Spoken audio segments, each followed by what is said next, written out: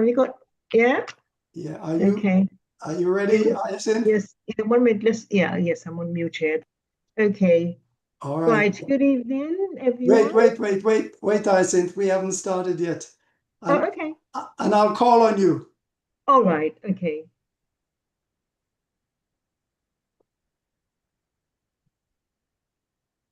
Are we ready to roll, Coach? Thank you. Good evening to our viewers on YouTube. A warm welcome to our listeners on Caribbean Global Voices and listeners on 2020 Vision Radio St. Kitts and Nevis. Very special welcome to Sosofat Media Group, viewers and listeners. And this is the Cricket Show USA. We bring you cricket news, views, match scores, results, discussions, commentary, and opinions. We also invite your feedback, comments, and questions, which you can direct to us at media@cricketshow.org. Media@cricketshow.org. Also, you may join us on our live stream, youtube.com/cricketshow. youtube.com/@cricketshow. As is our custom, we normally ask Leon to give us the invocation. Tonight, we appear to be a little short of Leon, so we will strong-arm Hyacinth to do double duty for us today. So Hyacinth, the invocation, if you would please. Okay. Thank you. Well, good evening, everyone. So let us ask God's blessing on tonight's show. Loving God, we come to you this evening with grateful hearts. We ask you for continued blessing on this show in every way. We give you thanks and praise for the way you have sustained and provided in the past. We thank you for your presence with us right now and pray your continued guidance in the future.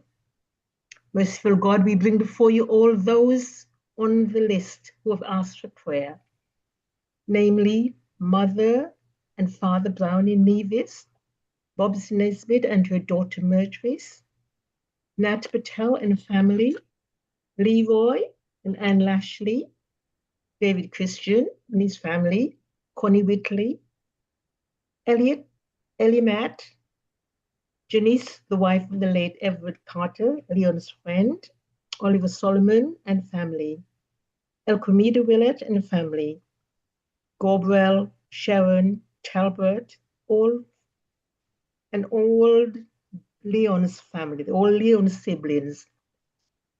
We think of Dennis Kelman, Joseph Gonthorpe, Mona Daniels, Fillmore Hall Pike, Earl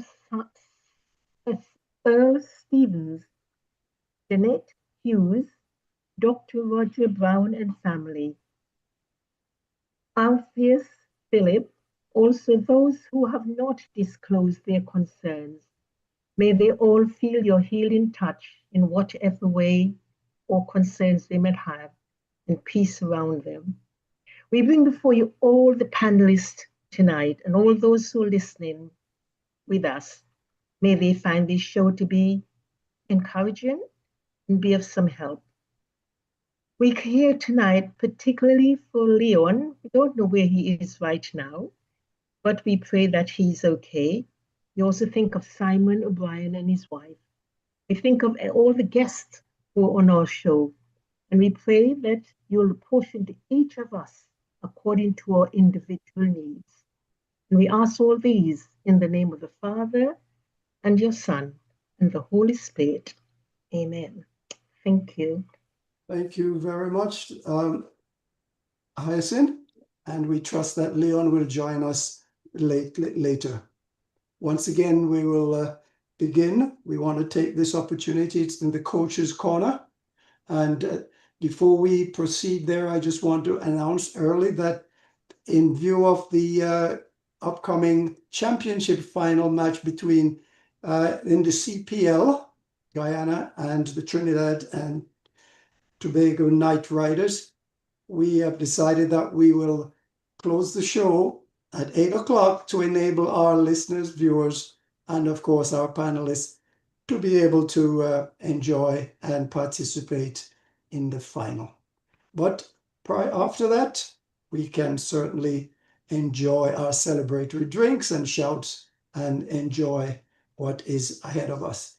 The Cricket Show USA, the Cricket Hall of Fame USA, and the American Cricket Education Council, ACEC, pleased to welcome the weekly joint collaborative broadcast of the Coach's Corner.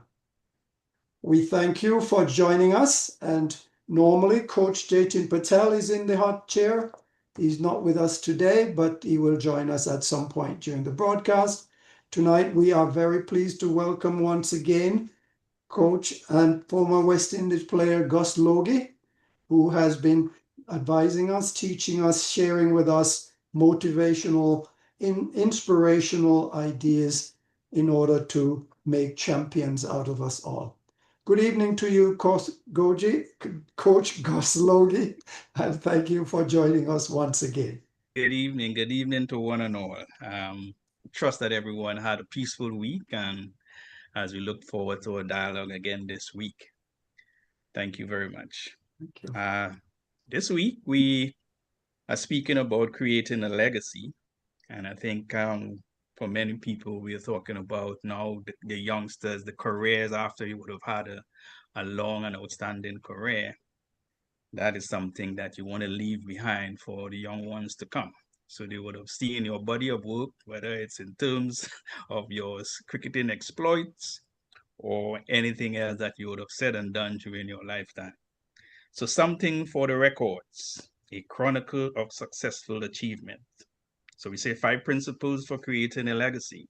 1, we want to set a record of excellence. The execution of excellence automatically creates a legacy. A good and honest life is a blessed memorial. Creating a legacy is often not the focus of attention while pursuing success. It is the accomplishment of the success and the manner in which it was achieved that subsequently makes the event memorable. Success that becomes a legacy is an uncommon success. This is the success that reflects a championship performance. It is a success that showcases the glowing results of execution of superlative efforts. The execution of excellence is not motivated by the record books, but by a passion for attaining a brilliantly successful conclusion. Invariably, the results of such success often finds a place recorded within the pages of history as a memorial of supreme achievements. So let's create something for the record books. It is the unusual that often catches the attention while overlooking the usual. Extraordinary success is always recorded somewhere. By the time excellence is complete, it has already become a legacy. A memorial of greatness is a record of an uncommon performance. So let's make it personal. I will make a mark of excellence. I can do the extraordinary. So that's the first principle. Coach Logie, when you say the unusual, that often catches the attention while overlooking the unusual.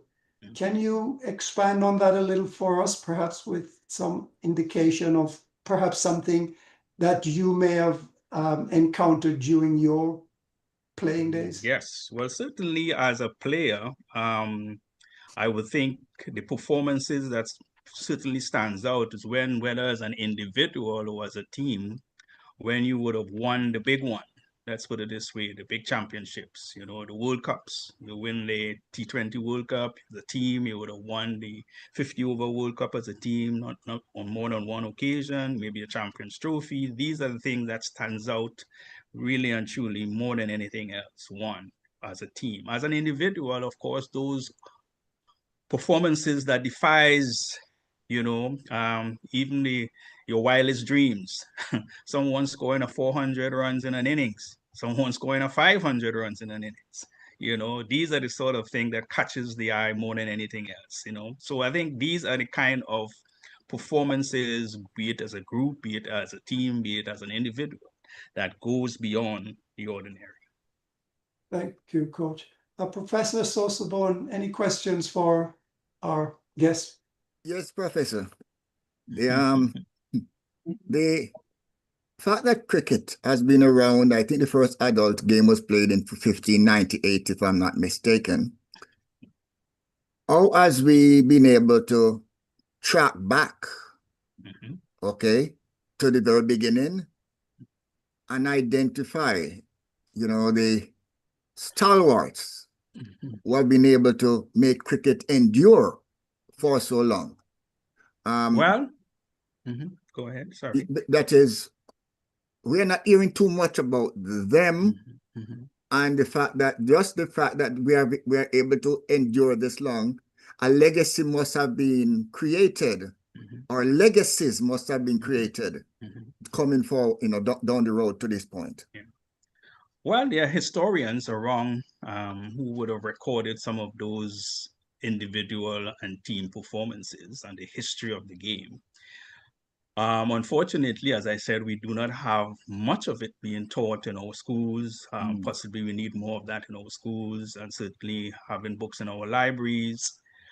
It's incredible because when I travel to places like Australia and I travel to places like England and Pakistan, they seem to have a much richer history of recording their exploits from their former players and some of the things they would have done, some of the things they would have said that lives on with the young people of today.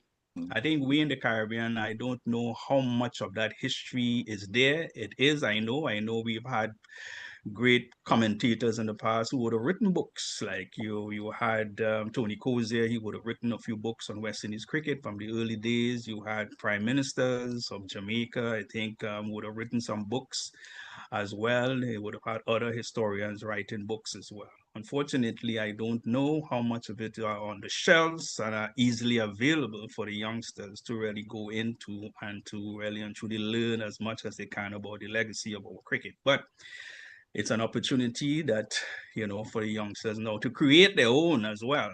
But it's important to know where you came from and what are some of the things you have to emulate, what are some of the behavior patterns you have to really and truly, at the end of the day, try to pattern. And I think that is something that we are hopeful of teaching in the future. Okay. Thank you. Leon, any questions on this topic? No, not at this point. Just let me say good evening. I'm right. running a little late. I apologize for my lateness. Thank you. We're happy to see you, Leon. No apologies necessary. Thank you. Indeed. All right. Thank you. Likewise. All right. Back to you, Gus, for the next. Good, yes. So the second principle is establish the pride of performance, the testimony of supreme effort. Show me someone who does a good job, and I will show you someone who is better than most and worthy of the company of kings. The champion takes great personal pride in his performance. It is not enough to simply take part and just go through the motion of an event, but rather to engage every effort, energy, and enterprise towards the intention of winning with an impressive display. The champion persistently pursues peak performance. He is challenged, is motivated, and thrives upon hitting top gear in his ability, which propels him to spectacular and uncommon success. The champion knows that such performances form significant and memorable impressions. So don't just take part. Perform with a pride and persevere, a posterity, and preserve, a posterity of success. So let's leave an impression of greatness. Excellent success today becomes a legacy of greatness tomorrow. So great performances have lasting effects. Bright moments keep shining in the twilight long after they occurred. History is very partial to great achievements. So let's make it personal. I will make a lasting impression. I seek success that lasts. So here goes the second principle, establish the pride of performance. Thank you, Gus. And I know Hyacinth has a question for you. Sure. Right. Thank you. Good evening, Gus. Good evening. But my question is, this great performance and lasting effects lead to long-lasting memories. Yes. Now, is long-lasting effects and long-lasting memories the same thing? And do they have the same importance? Well, it does in some sense. Let's suppose in the importance for someone as a player who actually is involved in the game and having to see a record being put up there like by an individual, that effect on them is profound, and they may want to emulate that. They may want to pass that. They may want to go beyond that. That's the kind of motivation and effect it has on the individual performer himself. As a fan on the outside, that performance could be lasting at the end of the day. It may not be as motivating for them as it is for the player who wants to emulate, but for someone who would have been like a supporter of the game, could be just passing strings, they just know about the game, but they always hear about a particular player who would have done something extraordinary. It is lasting in their memory. So in a sense, it carries the same kind of importance, but in just in a different emotional way, if you want to put it. Yeah, okay, right. I understand. Thank you. Thank you. Thank you. Any questions, Professor? Yes, Prof. In the way sport has evolved, at the end of the game, we end up having a most valuable player, recognition of the bowler who has taken the most wickets. And while we promote cricket as a team sport, and we talk about when West Indies in their heyday, when they used to win series, we still only remember some of the stars or talk about the stars. Okay?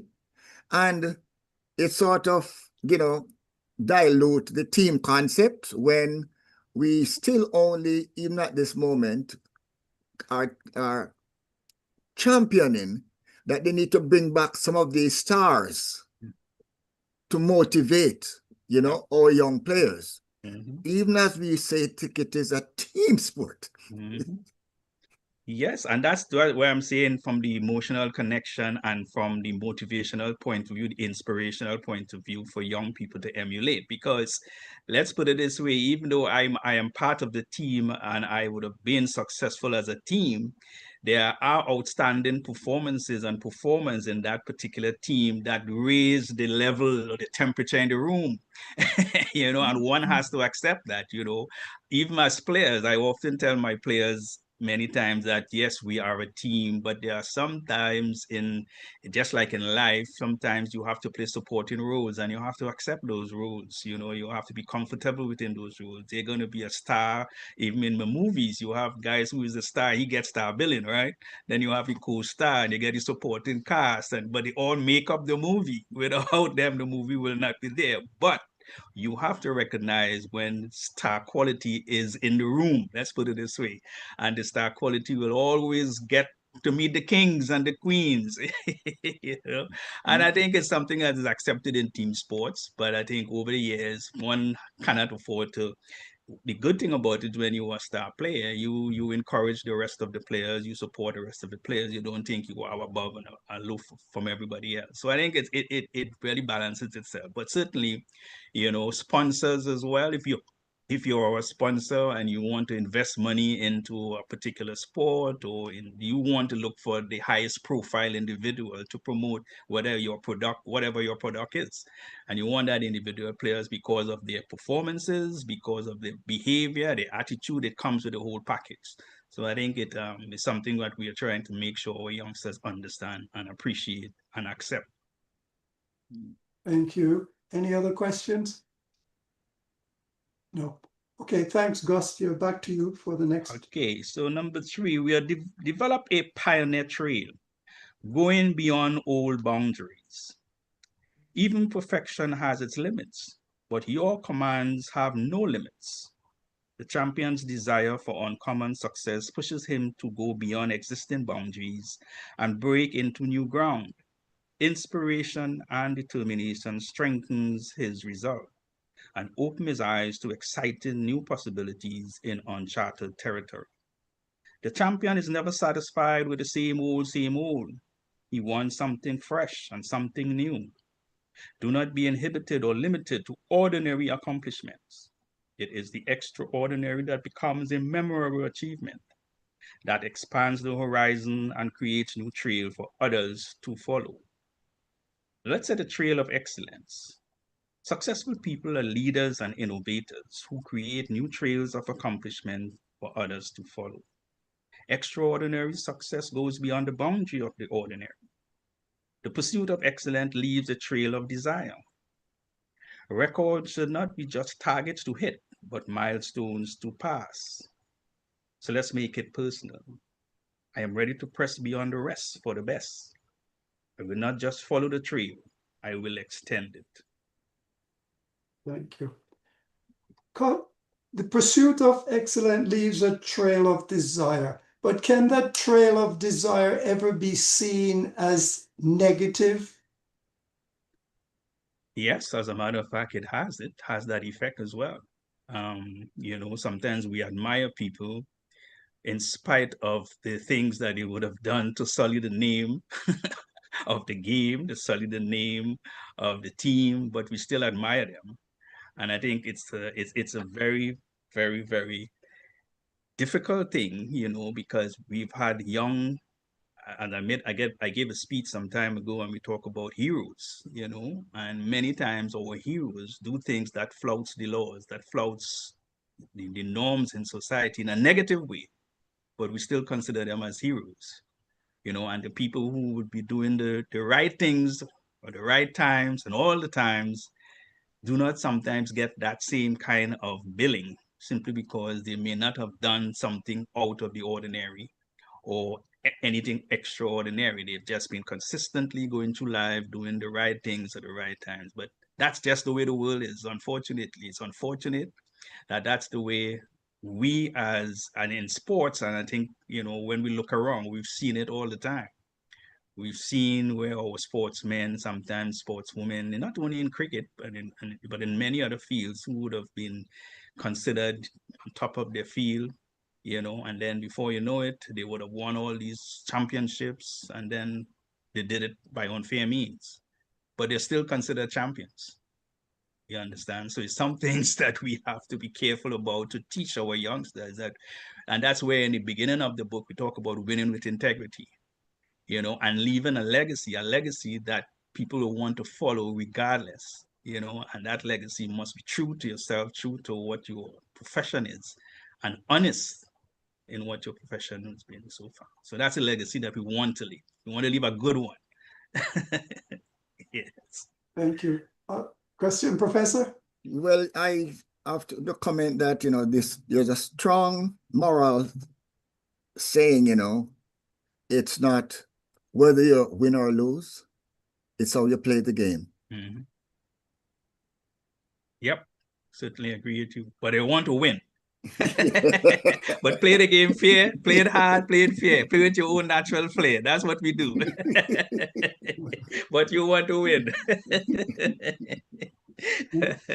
Any other questions from the panelists? Yes, just one question. Many batsmen or cricketers might be taking a catch. You know that you have taken a catch. The ball has bounced before you take it, the catch. You nick the ball behind. You don't walk. Yep. What are your thoughts? I know there's some batsmen who, as he nicks the ball, he's gone. He just but other players would not do that. Yeah. They'll wait for the umpire to make the decision, although they know to themselves. Sometimes the umpire doesn't see that particular incident and could have helped in some way. We talk about integrity of the sport, and these are some things we always talk about and we hope for. In fact, it's what we teach at the basic levels, that the youngsters must play fair. If you're out, you're out. No tantrums. If you didn't take a catch, you say you didn't take the catch. These are things you teach. But of course, in the high stakes world now of professional sports, we've seen where behavior patterns have gone so extreme now that you want to win at all costs and at any cost. even course of your own character and you're assassinating your own character and your own, you know, your own well-being for the success, if you want to call it that, of the team. And they are, I mean, even today I saw in the game against Pakistan and India, I think it was a game where I caught behind and it looked like if the ball had, you know, pitched in front of the keeper, but he caught it and he appealed. And of course, even the third eye seemed to have agreed with him. But there were other dissenting voices, you know. At the end of the day, many times, you know, players know that they didn't catch a ball, but they sometimes will say, I'm not sure. They might still appeal, say, I'm not sure. That's fine. But when you deliberately know that you didn't catch it and you appeal, it makes the game, it brings the game into disrepute. And I think it's not something we really want to see. It's not something we want to teach. And at the end of it, we're trusting that young people who are looking on understand that winning at all costs or any cost is not the way to go, because everything you do after that is going to be tarnished. People will see you as a cheat. And once you see you as a cheat, that is something that's going to live with you for the rest of your life, in spite of what you would have achieved after that, or even before that. So I think it's something we have to be very careful about. But it happens, and that's the way, you know, that's the reality of the sporting world we live in today. And umpire might have made an honest error in judgment, and the batsman take it to him, you know, give it to him, as it were. Well, you know, All right. Yeah, Professor. we wouldn't go too much into that one, but we get the message. I think he was fined, I think, some of his money, but I guess he has enough he can pay, right? Okay. I didn't call it in there. Yes, Professor Benny. Sosa-Bone has another question for you. So- Yes, the recent match between Pakistan and India, Mhm, where at the end of the game they refused to shake hands, mhm. Yes. and it has caused quite a bit of, I would say, not, I would call it controversy so much as comments as to whether the politics should have crossed the border and left the country with the players. Yeah. Okay, what is your spin on that? Well, I think that's the reality. You know, politics and sports do mix, as much as we say it shouldn't mix, but it do mix. You see the celebrations from everyone when their team do well. You know, the politicians get involved, they jump on board, they sing all the nice songs that they need to sing. I think, unfortunately, there was a time, even in the past, when the political heads didn't agree. Sportsmanship on the field of play brought people together. And I think in the times past, I know for a fact, especially Pakistan versus India, that the players would have been cordial to each other, respectful to each other, and certainly would have had a lot of team bonding, you know. Unfortunately, it has gotten worse, and the politics, I would have to say, has certainly taken hold now. Maybe it's directive from the powers that be. So sometimes the players are in a very difficult situation. They may want to fraternize, they may want to show that there is no animosity. Unfortunately, sometimes orders from high up, they have to fall in line. And I think that's just unfortunate, but that just seems to be the way it is at this point in time. But it's incredible that the players on the field are having such difficulty to relate to each other. But there are players in the commentators' booths who are sitting next to each other and they're conversing. And if you look carefully in the stands, you might see officials sitting close to each other as well. You know, so you really wonder why it has reached the sort of stage that to be such a spectacle that you're not prepared to really and truly play, you know, by the rules, if you want to call it that, by congratulating your opponents, whether win, lose, or draw. So it's rather unfortunate. It's not a good picture, and it's something I would hope that we in the Caribbean do not follow suit, no matter what. Thank you, Gus. Any other question before we move on? Okay, thank you, Gus. Carry on. Okay, so we go to the fourth. So leave a legacy of success. Okay, supplying tangible symbols of positive achievements. He has made his wonderful works to be remembered. A champion leaves hard evidence of accomplishments, trophies of success, and monuments of victory. These are symbols for proven successes, which were earned through the quality of effort that surpasses all else in its time. The legacy of a champion becomes a motivation to his successors, showing that success is achievable as the reward for supreme endeavors. in the pursuit of excellence. So let your success establish a mark that testifies of the quality of your past performances. So let's strive for success that leaves a mark of excellence. The accomplishments of champions are an inheritance of great examples to their successes. A champion's legacy is positive proof of previous successes. Great achievements build momentum, which others look up to. The legacy of a champion is a noble teaching aid to all his successors. So let's make it personal.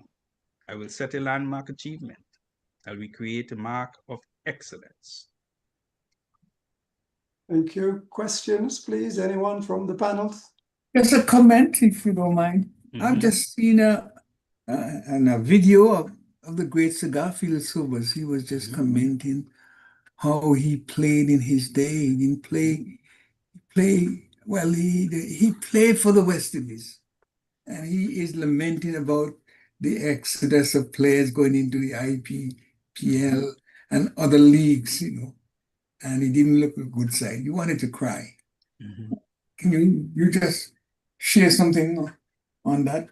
Yeah, I think, when you look at so many of our former great players, and even players who played in the era before the IPL, before all this T20 circuit came around, West Indies cricket was the be-all and end-all of many of those individuals. And as I said before, in the early days when I made a West Indies team, Clive Lloyd, who was my captain, had us at a dinner, and he made it quite clear as to what West Indies cricket meant to them at the time as a West Indies team. And therefore, coming into the squad, you are now indoctrinated to really start thinking and believing the same thing. We are playing not just for ourselves, we are playing not just for our country, we are playing for the Caribbean, we are playing for people, we are playing for the diaspora. We give so many people a lift just to see us being successful. And, it didn't matter who we played against, we had to go out there and try to be as successful as possible.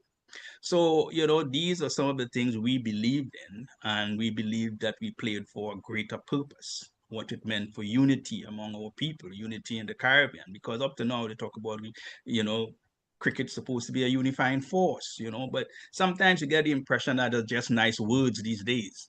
It sounds good, but all around you see divisiveness, all around you see a negativity, all around is just, trying to divide and conquer and rule. And it's just unfortunate, but that's what we believed in as a group. And so when we went out there, we give everything we wanted to give for our team. Many times people were injured, but they played. They played with injury. They played with illness, They went out there and played when their families were ill and the daughters were ill. I remember Gordon Greenwich playing in a test match and daughter just died. I played in a test match. I got hit. I had 7 stitches. My mama died the same day. But I went out there and I played because you're playing for something a bit greater than yourself. But as I said before, now it's a little bit different. It's about self. And one can understand, maybe one can understand why some youngsters or today don't see West Indies cricket as the be-all and end-all.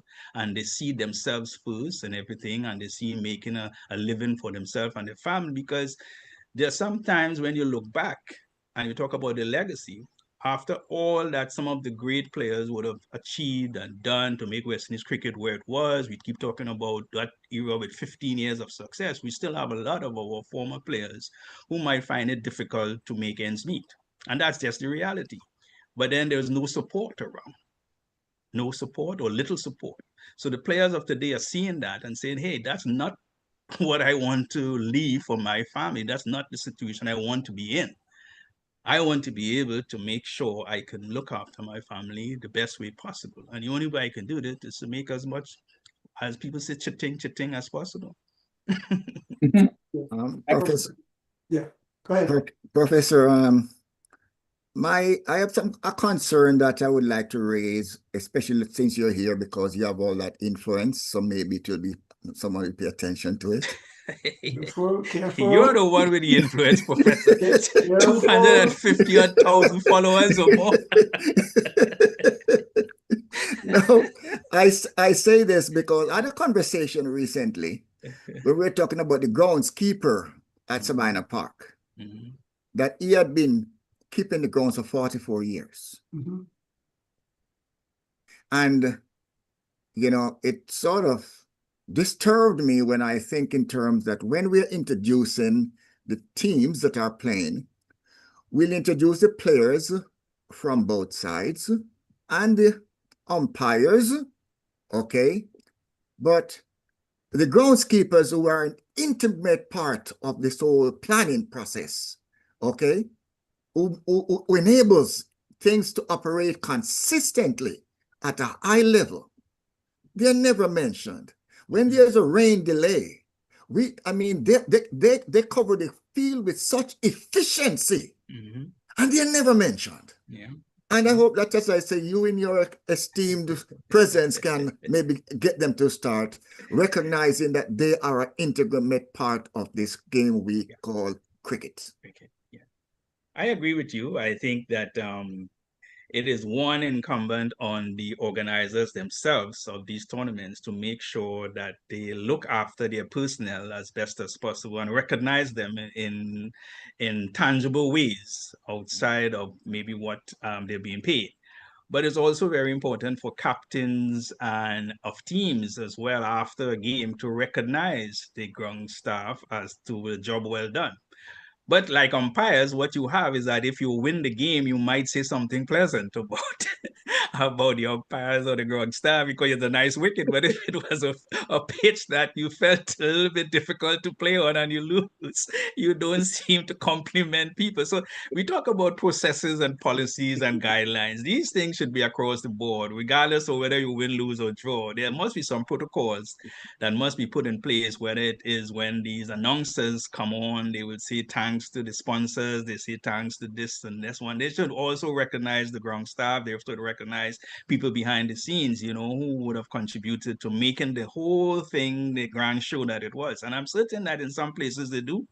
They may not do it consistently as we would like, and I think it's something to look, to highlight. And I think great. But Professor, with your support base, I can guarantee you it will. Thank you. Let me just say good evening to Brother Dale and ask if he has any comments or question he wished to direct to us at this time.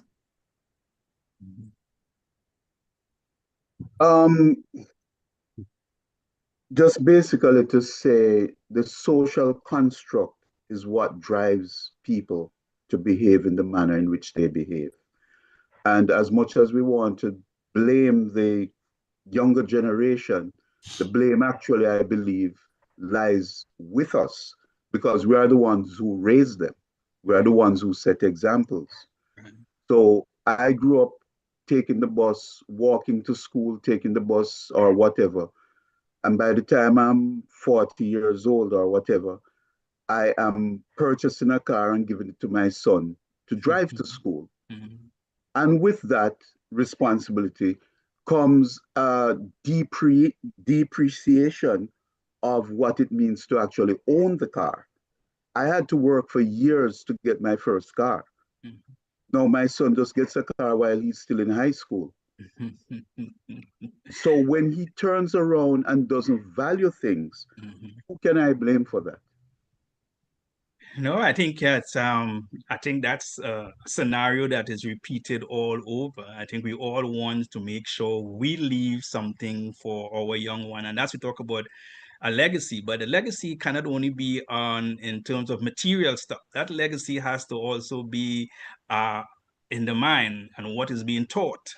So the knowledge is going to be important.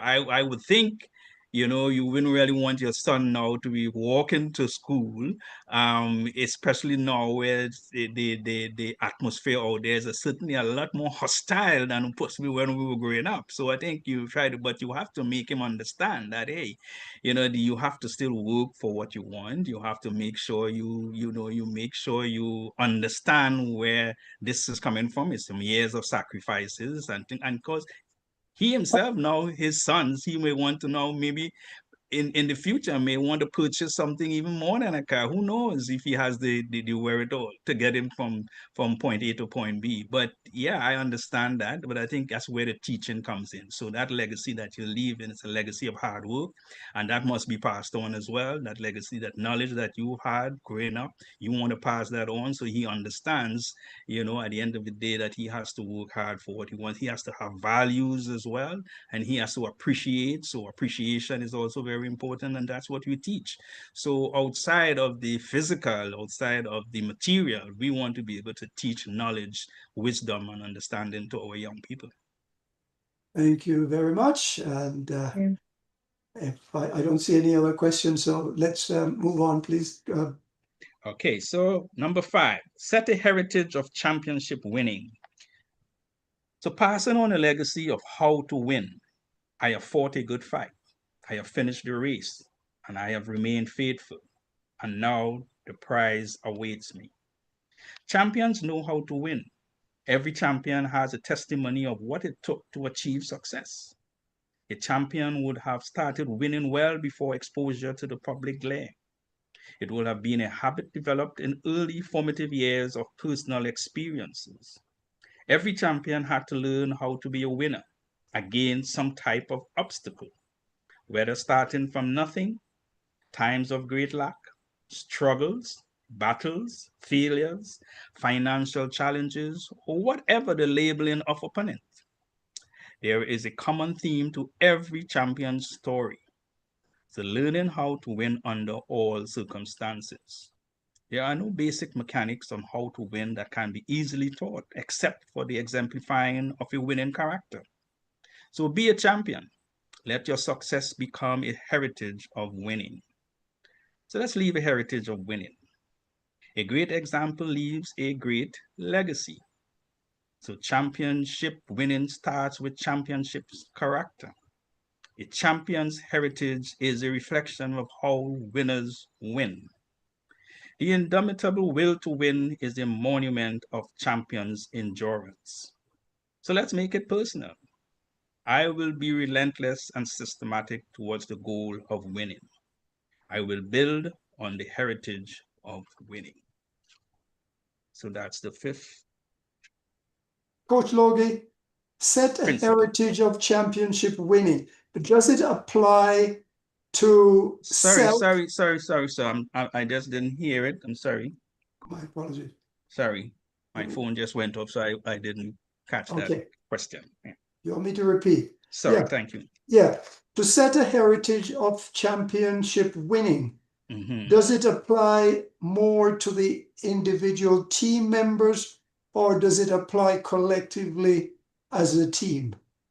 I think it applies both in those instances, because as an individual, you would have been part of a championship team. So you can pass on the philosophies, you can pass on the values, you can pass on all the processes that went through to making your team a champion team, because you were part of that. So as an individual, you can do that.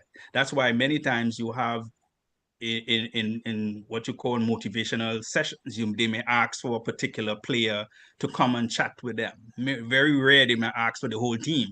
So they may pick one person who, as Professor would say, the big boy, you know, the top dog, to come and, you know, have a motivational or inspirational talk with youngsters, a group of youngsters. And that individual will then come in, and then because of their stature of having been involved in a champion team, and they themselves have performed extraordinary feats, they can get the attention of the youngsters. The youngsters are fixated on everything that they say and do, be it negative or positive. But we're hoping that everything is as positive as possible.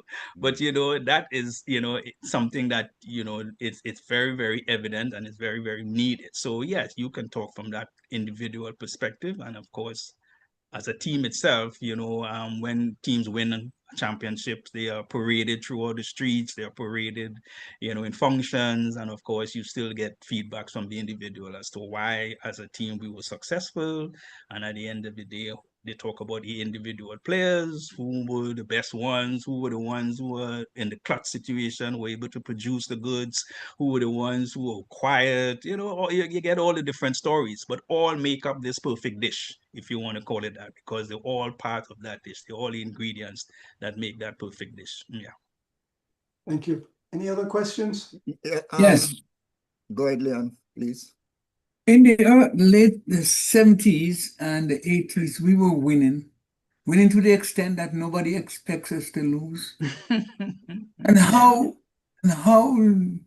can you just bring back that sense of the winning attitude? What do you think will bring us back to where we were? You never expected Ireland and teams of that stature were to defeat us.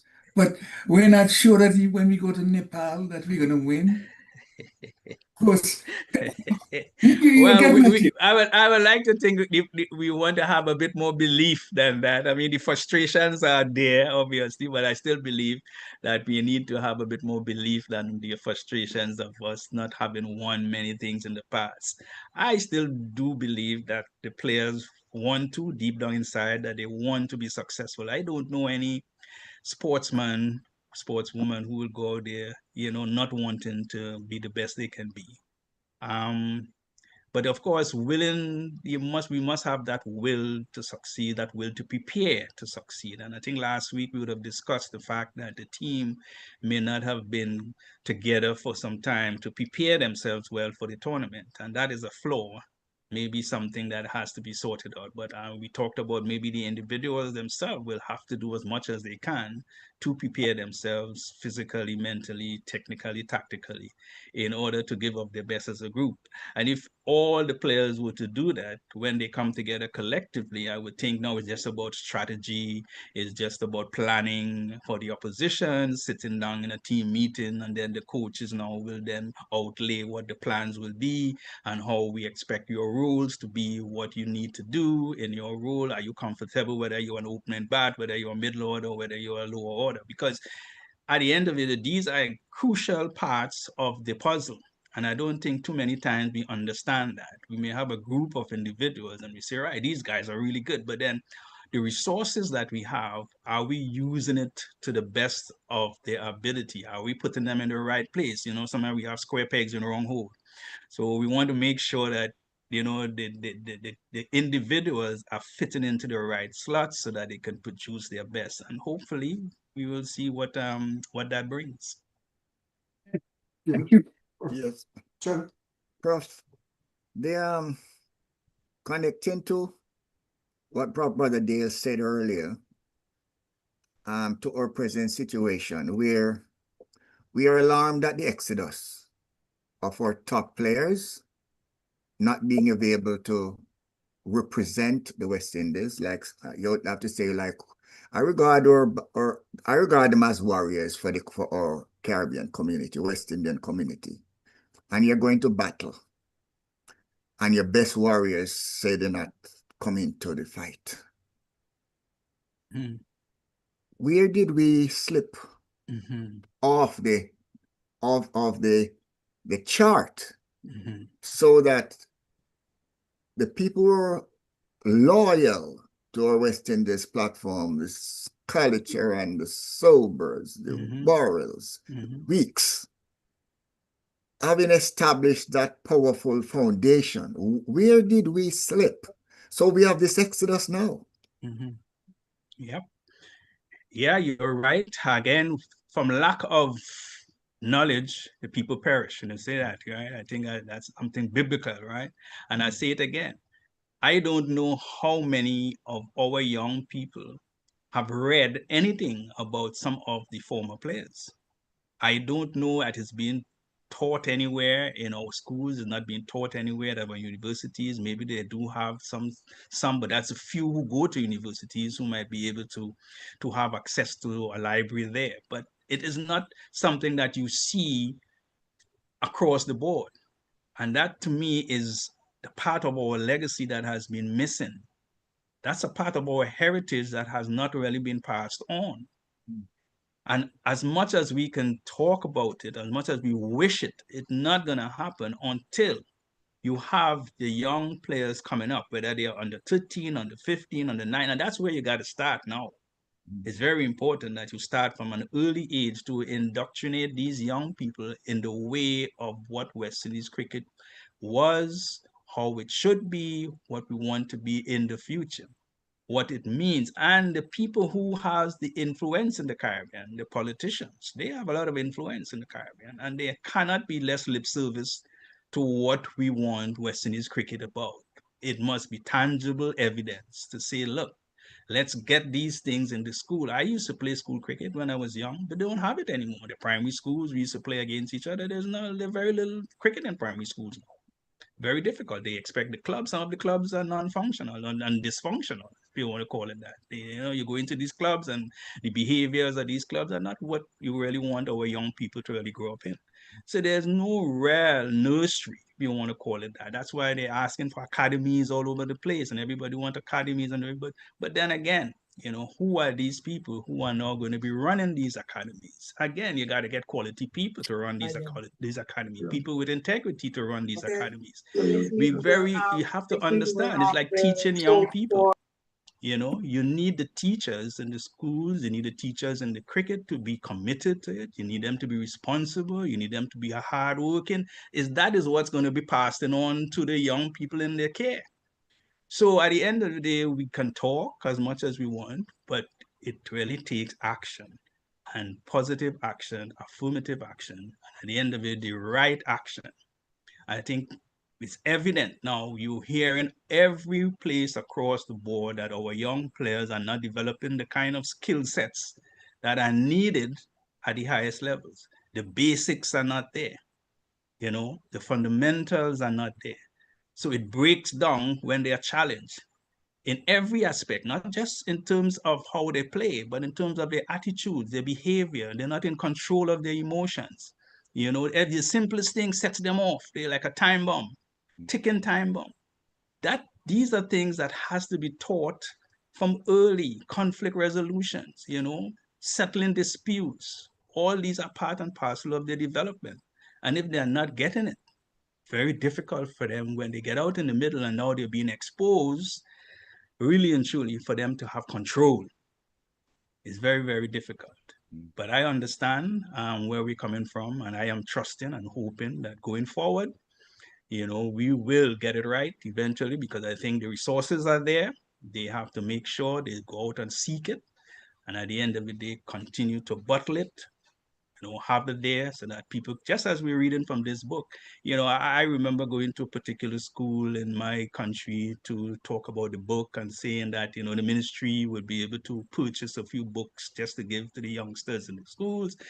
And then, of course, you get the negativity, it's not something they can do, not something they're willing to do at the end of the day. So it makes it very difficult. It's something that you have to pursue on your own. There's no support, there's no help in those respects. But suffice it to say, maybe some other book from out there, they will be more inclined to, accept. But again, that's just the reality. So, it's a challenge. It's a challenge, but we got to keep fighting. Thank you. Any other questions, Brother Dale? Yeah, just again, a comment and a question of sorts to Mr. Logie. You mentioned legacy, and our cultural legacy is very important. It starts from the home, but it involves the entire nation. And if our self-worth is not of the highest in our minds, we will cling to what other people are doing. In the formative years, West Indies and West Indians had this "you cannot keep me down" attitude. Now it seems that we don't embrace our culture, our cultural legacy.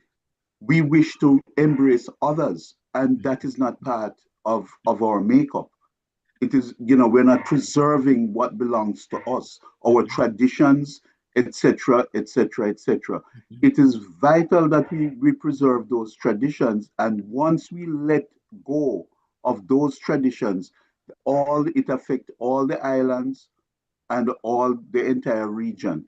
And so it's difficult for someone at home, I believe, to instill those things in their children, because once a child leaves the home and he goes to school, he doesn't see what you are teaching him there. He doesn't see it being exercised or practiced. So it's very difficult. And we have said, again, I'll just say, I believe that we set our own trap and we are caught in it right now. Yeah. Well, I can't add any more to that. You said it. David Rudham would have said it in his song. We are some tiny islands of conflict and confusion, at the end of the day. And we seem to be always at somebody else's mercy. When you think about the song itself, it is so prophetic, that we, at the end of the day, do not, as you say, appreciate possibly our own as much as we should. Someone said to me recently that, West Indies cricket has this great legacy. And so I said, well, who created that legacy? Is it say West Indies cricket? But it's people created that legacy. Or where are those people who created the legacy? Why aren't they involved in some way or another? Lending that, that knowledge that they have, so for the young ones coming up, we talked about so many of the former players, young players, that they don't even know who those former players are. And again, we would have said this on here. We talked about the 3Ws some time ago in a workshop session, and you ask the youngsters at under 19 level, do you know about the 3Ws? And the youngsters say, yeah, I know about the 3Ws. And you said, well, what is the 3Ws? You say the World Wide Web.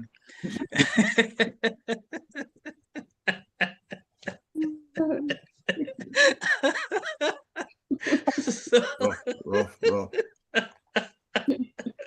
Yes, rough. Hey, so you understand what I'm saying? So if we're not teaching them and they don't really appreciate what has happened, it makes it very, very difficult, I can tell you. All right, thank you.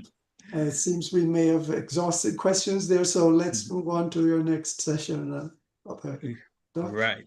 So we are at the end of that particular session whereby we talk about creating a legacy. I know that with the time that we have, we may not be able to go through the code of practice, the rule of champions. So I don't know if we want to leave that to another time and finish off 9 and 10 the following week, if that's okay with you.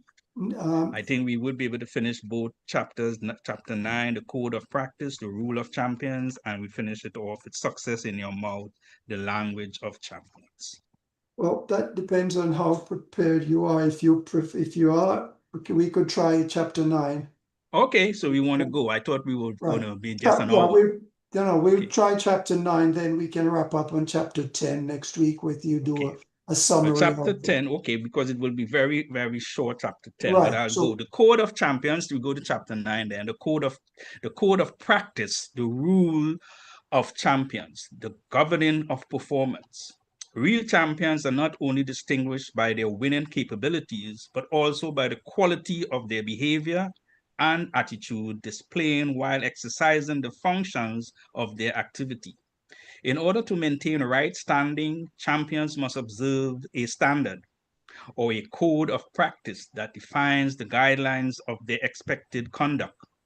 Because champions naturally attract attention, their conduct and character remains on constant display both on and off the field.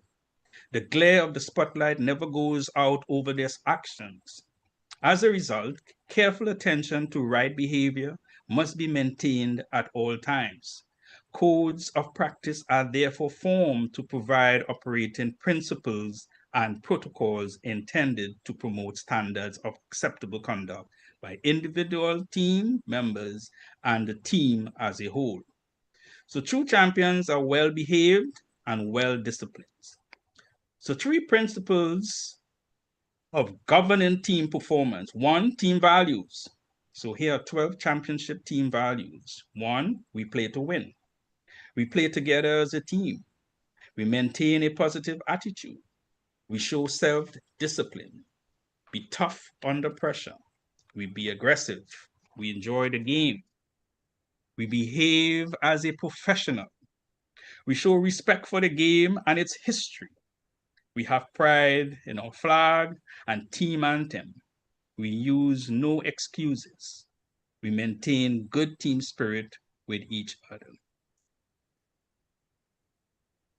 All right, thank you, Gus. That's chapter 9, principle 1. I know team values. Mertrace has a question for you.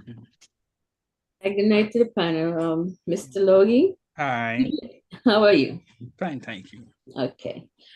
Explain for us the importance and value of the codes of practice for a team, for teams. Right. The codes of practice for a team, I'd say, comes into your values.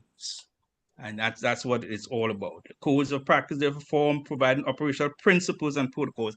The principles and protocols that you have for your team is what we are talking about, the codes of practice. So again, it comes back to your values. And what you value as a team is what your team and you have to be guided by. Okay, so whatever your codes are, and we have some here, it is about playing to win. We play together as a team. We maintain positive attitudes. We show self-discipline and all the rest. Now, as I'm saying, this is what we have. You might be in a different profession and you have different codes. You have different codes of how you want to operate by. You understand? Okay. And at Yes. the end of the day, once you have bought into that, that is basically what you have to be able to agree upon. And earlier on in our readings, we talk about agreement. What holds that whole thing, that unity together, is called agreement. And that's the glue that binds you to your team goals and your team codes. Okay. Okay. Thank you. All right, thank you. And to follow up, Donna also has a question for you, Gus. Yes, Gus. Have a good night. Yes, hi. My question, there's a list of 12 championship team values. How many of the values do you believe that most national teams actually live up to? That's a good one. I cannot say how many of them they live up to, but I know for a fact at some stage, at some time, they may have exhibited some of those values. I cannot say if it's 6, 5, 4, 3, but we can then we can go through one by one and realize some teams do not really and truly follow some of those values, because like today we talk about the Pakistan and the India team, and they certainly didn't show good team spirit with each other, right? They didn't want to shake each other's hand. They didn't want to talk to each other. So that to me is one of the values that they certainly didn't have much pride in at this point in time. But at the end of the day, it is what certain teams can live by. Certain teams will have their own, as you say, codes of practice. They will have their own way of functioning. But I think generally most teams will want to play to win. I would think no team wants to go out there to lose.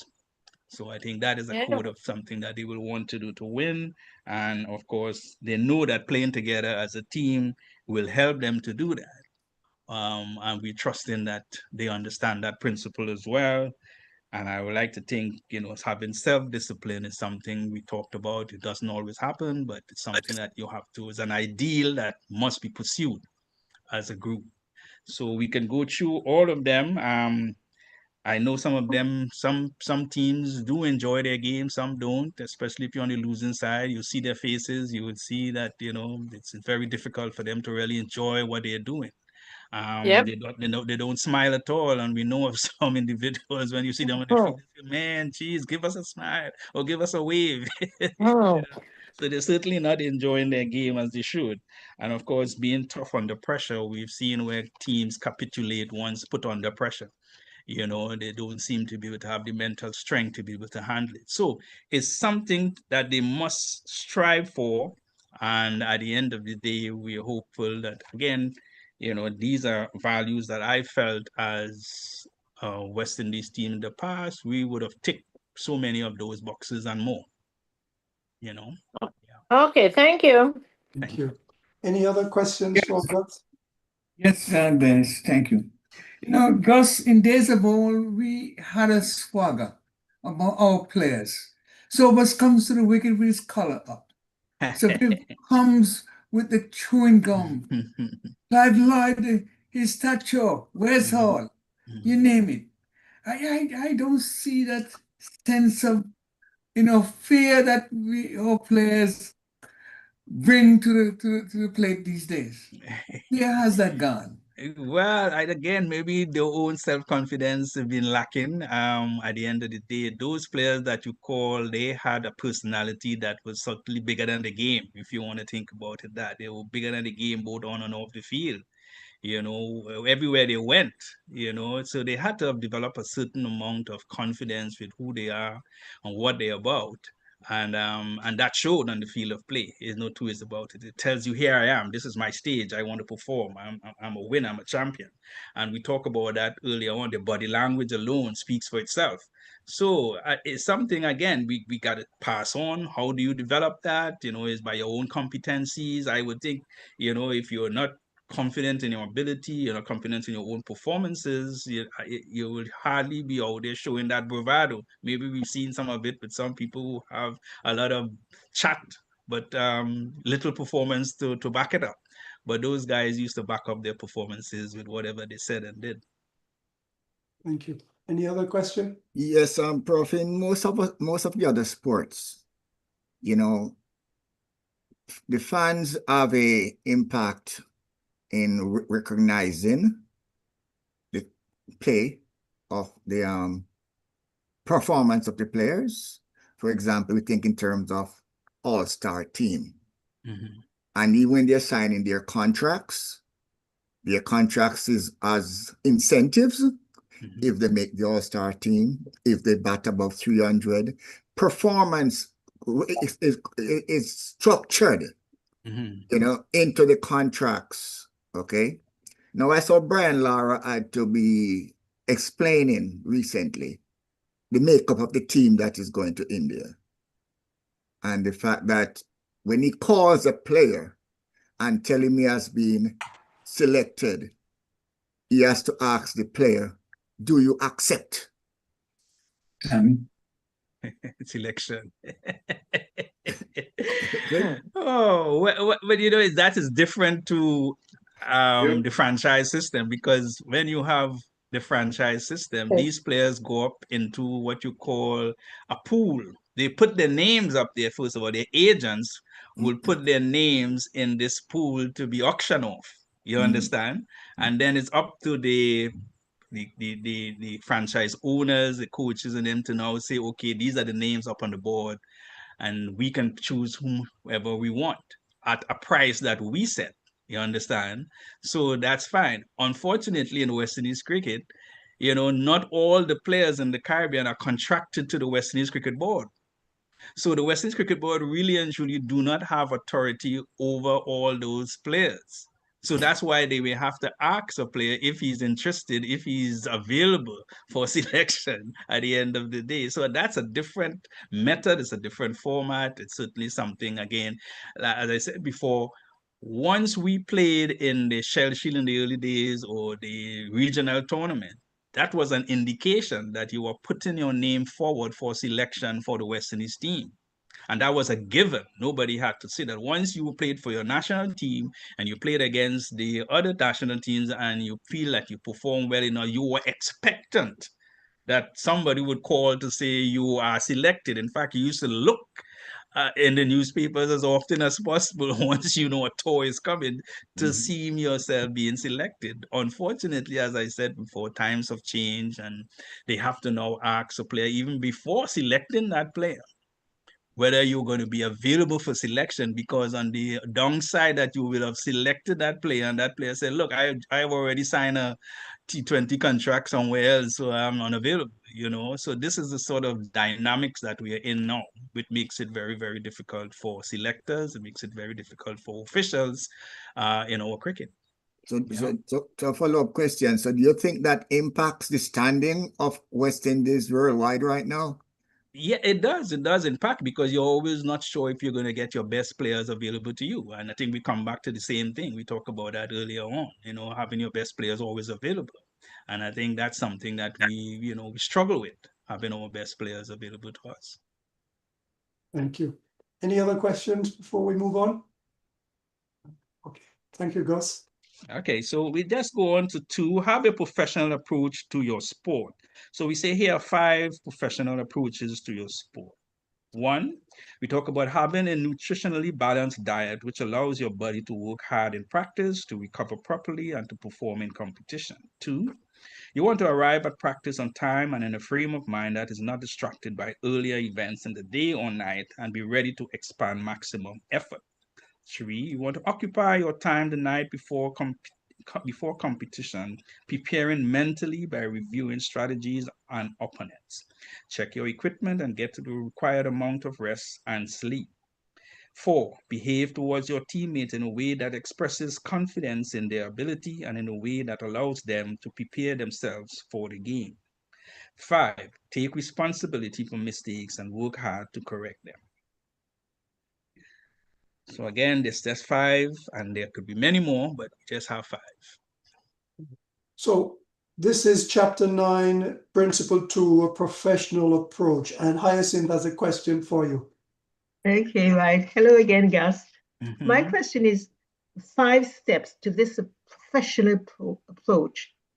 Can you say from your professional playing and coaching experience how strongly those steps were followed by players? Yes, I can tell you that the majority of them would, would have followed some of these steps. I can tell you the first one, it has always been difficult having a nutritionally balanced diet, which allows your body to work hard in practice. Because again, we come from different islands in the Caribbean, and therefore we certainly grew up eating different things. Let's put it this way, in the local palates, and what might be tasteful to me in Trinidad might not be tasteful to you in Jamaica or Guyana or vice versa. So, but we've had nutritionists who will come on board and will teach us what are the best possible meals to eat, when to eat it, what is good for breakfast, what might be good for lunch, what might be good for dinner, to help your body recover quicker, help your body have the energy system that is needed for training, to get the maximum out of yourself. What you need to drink, how much you need to drink, and what you want to stay away from. But in the Caribbean, sometimes, it makes it very difficult to be that disciplined. So let's put it this way. We do have a lot of players in the past who would like to have not the usual soft drinks, as they would say, much might be good for you before competition, but they would prefer something a little bit more spirited,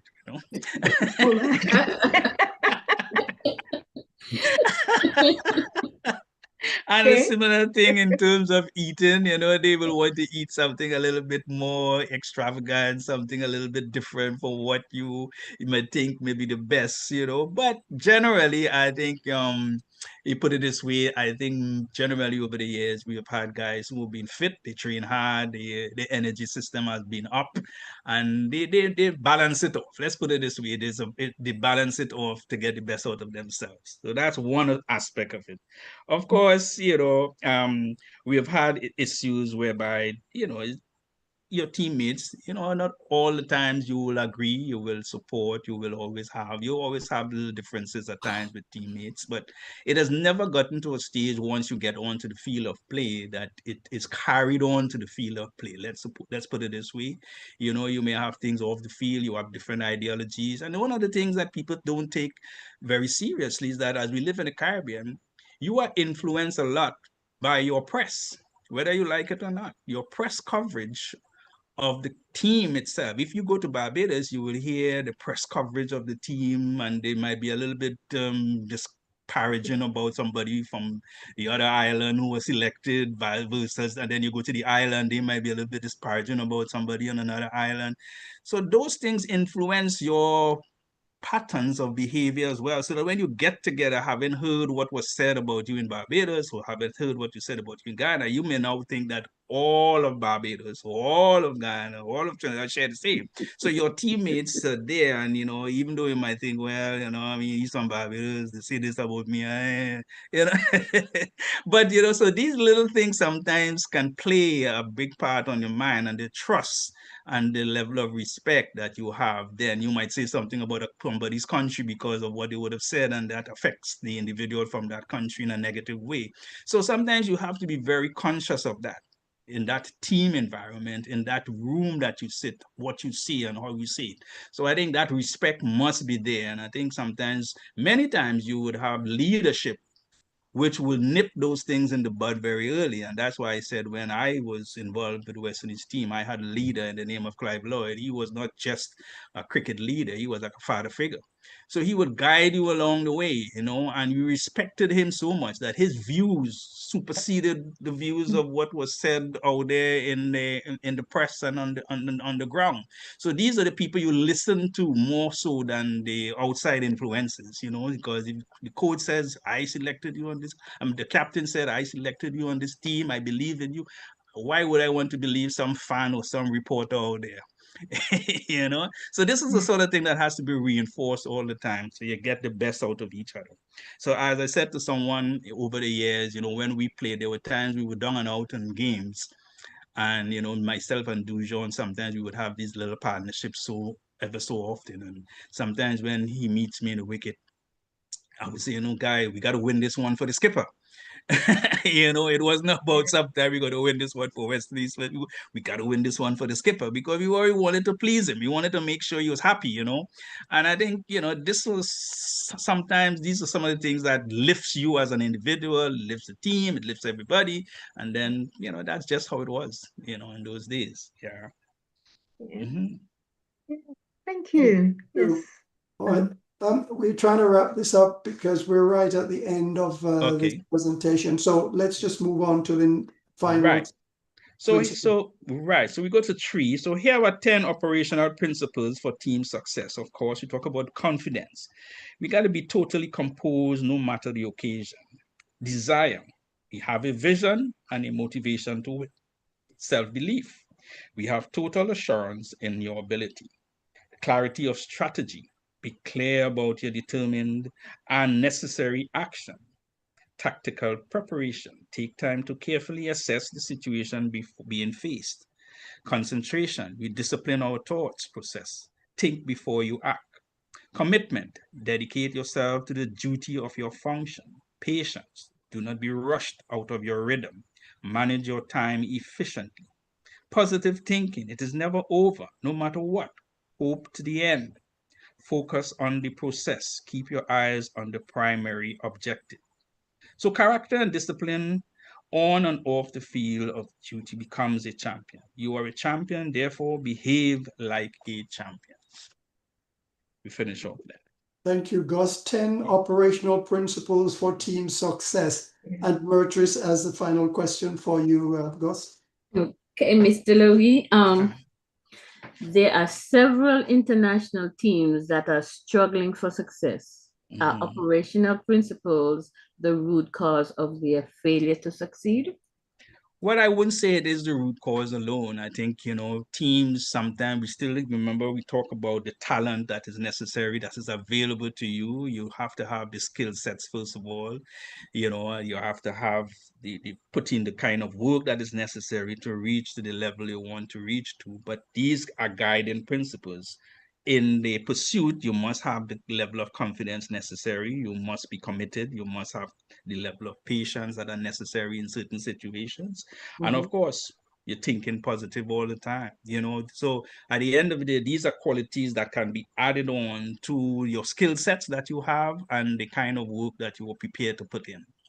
I don't think that you can have those if you just decide I'm going to sit there and not put in the work, not get myself as fit as possible, not really and truly eat and do the right things and expect just because, you know, I have a desire, you know, I'm going to win. The desire is about putting in the work, you know, we have to make sure you put in the work. Yeah, you have to be dedicated. Thank you. Thank you, Myrtrice. Thank you, Gus. One final round of questions before we close this session. Yes, I'm up, if you would. Gus, we have tried everything, right? But we still, since we made that slide downward, we haven't seen the light of the tunnel at the end of the tunnel. Is there one thing that you, from your point of view, that you think you could say or do to help them make that backward and turn the corner, as it were? Wow.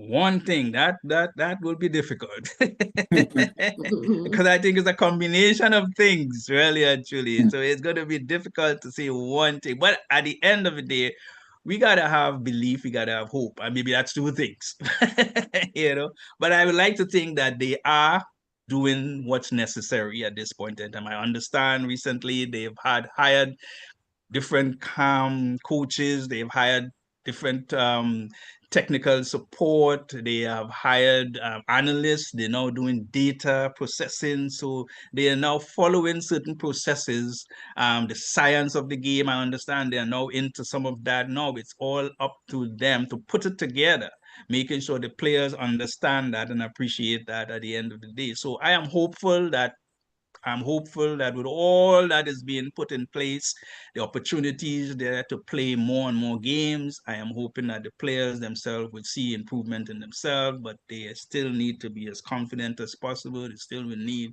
some help and support. And maybe we as fans as well may need to be a little more patient. I don't know. I was just hoping that we can be a little more patient because we seem to have our patience have run thin over the years.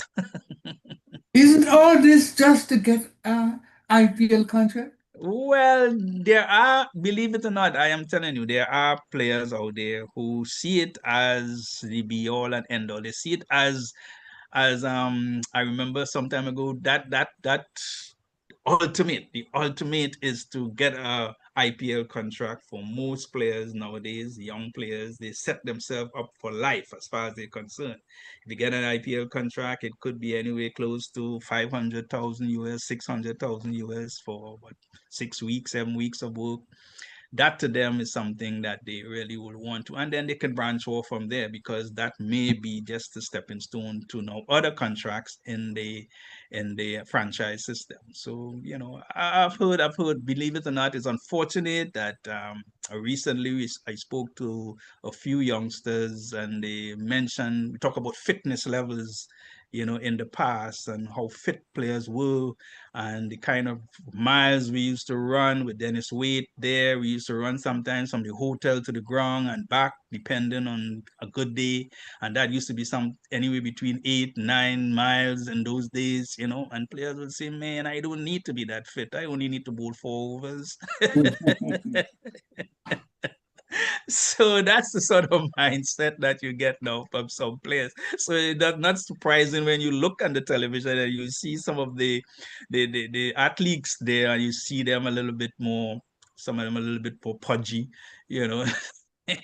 You really wonder, you know, at the end of the day. But yeah, that's just the way it is. All right, thank you. Brother Heath. Yes, go ahead. My Chambers here. I was driving, man, but I've been listening all night, you know. Yes. I have a question here. A couple weeks ago, Professor Sosobone asked the question, is there any mind power training going on? But as I listen to Brother Gus deliver, he keeps saying mental excellence of the players needs to be increased. The players are not mentally ready. And so all the training they get, if they're not mentally ready, they will never perform. They will never win another game. And we've been saying that now for years. They have to become mentally, there has to be a training program where you deal with the mind of these people. That's my only question to Brother Gus. When Sosobone asked the question a couple of weeks ago, you know, I didn't think we got a good answer. And I've been listening to the show. Well, how do we increase or improve the minds of these players? Well, I think I think over the course of reading, we talked about the mental side of the game. We talk about the mind is the engine room of decision making. Correct. If your mind is weak, there's every possibility whatever decision you make will also be weak. So we talked about that, and we even talked about having psychologists coming on board. and speaking to our players, you know, and trying to help them to visualize, helping them to really be as positive as possible in their own thought processes and how they see things in a positive way.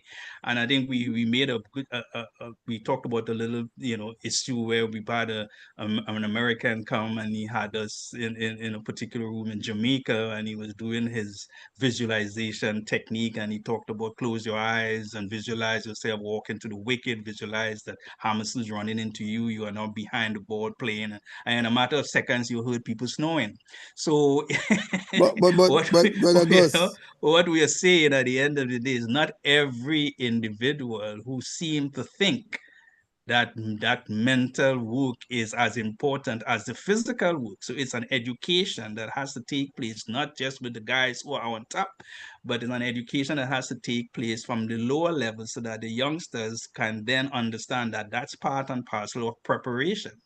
So many times in the Caribbean, we think preparation is a physical preparation where you just run up and down, you bowl and bat and you field and you catch for 3 or 4 hours. We do not even read as much as we should read and as much as we have to read about what we're about to do, the game itself. We leave that up to other people. And I can tell you that this book is, as a result, really and truly of the information that I used to pass on to my team. And by the time the meeting was finished, a lot of the information would be left right there. So I gathered them up after a while and say, okay, I will put it into a CD form. And then it moved from a CD form to a book. So this is a testimony of what used to happen even when I was coach of a West Indies team in those early days. So it has perpetuated throughout our years. And it's maybe getting worse. I don't know. I don't know how many of the teams now will sit and read. I used to take books with me with under 19 teams. And every room we used to share, players used to share. And I would give a book to every single room. The amount of my books I never got back because there were books on all the different Vincent Peale books and all the different Dale Carnegie book, How You Influence and Make Friends, and the Power of Positive Thinking, all these things. And then we used to have quiz time. We used to say, okay, this evening, let's sit down, room 2 or room 10 or room 15. It's your time to read something of what you would have done during the day. Let's hear about it, and we will communicate like that. And there are evidence of that. I don't know if those things are happening today.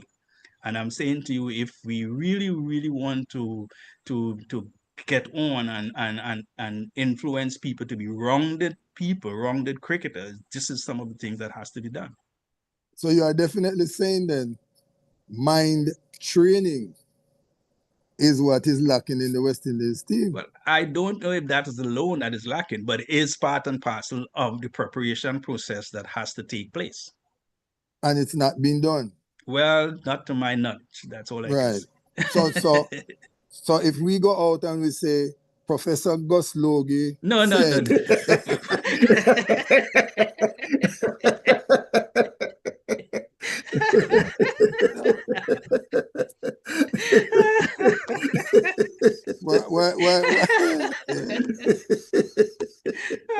You have another professor here. This is the professor here.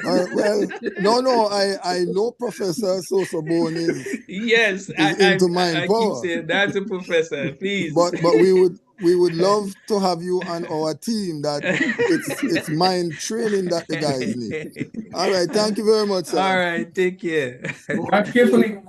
Thank you. We appreciate the questions. And time, of course, is very precious. And I've taken advantage and license to take this just a little bit further because I know we're at the end of the book. Yes. And next week we'll have Gus to return and just wrap this up with the final chapter and maybe a review of the past 8 weeks or so. But we want to thank Gus for his time, his efforts, and of course what he has imparted to us. And this is a Building Champions, a motivational series. If you haven't yet gotten the book, we encourage you to, make every effort to do so from Amazon. And it is available and it's good light. When I say light, I don't mean it's light in substance.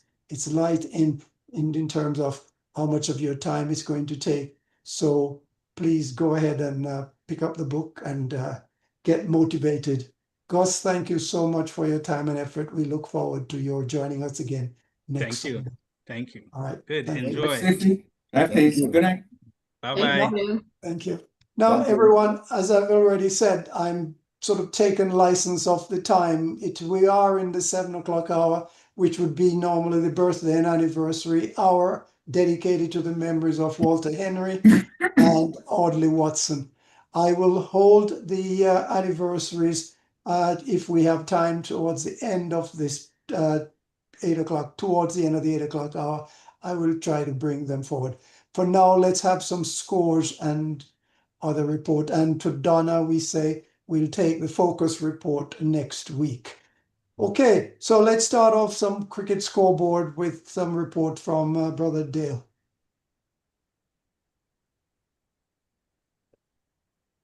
Still muted, Brother Dale. Okay, thank you. We have the Asia Cup games that I'm going to report on, starting from the 8th match, which was played on September 15th, and this is in Group B, Hong Kong versus Sri Lanka. Sri Lanka won the toss and elected to field first. Hong Kong scored 149 for the loss of 4 wickets, with Nizakat Khan 52 and Ashir Rath 48 being the top scorers, as Dashamantha Chamira 2 for 29 was the top bowler for Sri Lanka. Sri Lanka replied, scoring 153 for the loss of 6 wickets, with Pathum Nissanka 68 and Yasim Murtaz 2 for 37 being the top bowler for Hong Kong. Sri Lanka won by 4 wickets with 7 balls remaining, and the player of the match was Pathum Nissanka for his 68. The next match was played on September 16th. It was a Group B match, Bangladesh versus Afghanistan. Bangladesh won the toss, chose to bat first, and scored 154 for the loss of 5 wickets, with Tanzid Hassan 52 top scoring, with Vor Ahmed 2 for 23 and Rashid Khan 2 for 26 being the most successful bowlers for Afghanistan. Afghanistan then replied with 146 all out, with Gurbaz scoring 35, Mustafakir Rahman 3 for 22, Nasum Ahmed 2 for 11, Rishan Hossain 2 for 18, and Taskin Ahmed 2 for 34 led a well-balanced Bangladeshi attack. Bangladesh won by 8 runs, and the player of the match was Nasum Ahmed for his 2 wickets for 11 runs. The next match was the UAE versus Pakistan, played on September 17th, and this was a Group A match. The toss was won by the UAE, who elected to field first, and Pakistan scored 146 for the loss of 9 wickets, with Fakhar Zaman 50 being the top scorer, Junaid Sadiq 4 for 18, and Simranjeet Singh 3 for 26, the top bowlers for UAE, who replied with 105 all out, as Rahul Chopra 35 was their top scorer, and the Pakistani attack was led by Abrar Ahmed 2 for 13, Shaheen Shah Afridi 2 for 16, and Haris Roth 2 for 19 being the top bowlers. Pakistan won by 41 runs, and the player of the match was Shaheen Shah Afridi for his 29 not out and the 2 for 16 that he. On September 18th, Afghanistan played Sri Lanka in a Group B matchup for the 11th game overall. Afghanistan won the toss and elected to bat first, scoring 169 for the loss of 8 wickets. Mohammad Nabi 60 and Nuwan Thoshara 4 for 18 starred with the bat and the ball, respectively. Sri Lanka replied with 171 for the loss of 4 wickets, with Kusal Mendes taking them over the line with a well-played 74 not out. Sri Lanka therefore won the match by 6 wickets with 8 balls remaining. The player of the match, as expected, Kushal Mendes, 74 not out, for steering Sri Lanka to victory. And notes from this Group B from this match is that Sri Lanka advanced to the Super Fours from Group B with a perfect record. Bangladesh also joined them in the Super Four from Group B. Then we come to match number 12, which was played on September 19th. And this was the final Group A match, which saw India play Oman. And India won the toss and elected to bat first. India scoring 188 for the loss of 8 wickets, with Sanju Samson, 56, being the top scorer. The successful bowlers for Oman were Shah Fazal, 2 for 23, Amir Kaleem, 2 for 31, Jiten Ramanandi, 2 for 33. Oman responded with a spirited response, scored 167 for the loss of 4 wickets, with Amir Kaleem, 64, and Hamad Mirza, 51, bringing them relatively close to the Indian total, or closer than we would think it would have been. India won by 21 runs, and the player of the match was Sanju Samson for his 56. Since this is a league game with 2 groups, I must inform you that the top 2 teams from each group moved on to the Super Fours, and that were India and Pakistan advanced to the Super Four from Group A, and as I mentioned before, Bangladesh and Sri Lanka advanced to the Super Four from Group B.